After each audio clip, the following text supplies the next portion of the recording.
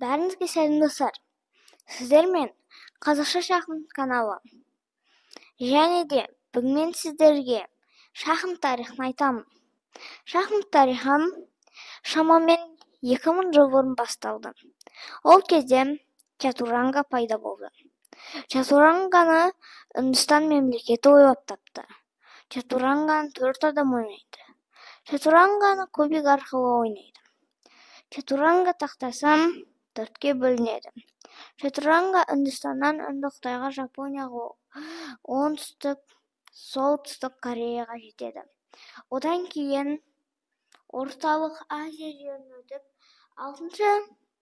6-7 ғасырдан қазіргі Иран жеріне келеді. Бұл ойын Иран жерінде танымал болды. Халық оны шатранж деп атады. Шатранж ойынын 2 адам ойнайды. Шатранж ережесі шахматқа ұқсаған. Бірақ шатранж өте ұзақ ойнайтын. Қызықты мәлімет айтатын болсақ, шатранж ойында уәзір әлсіз фигура болған.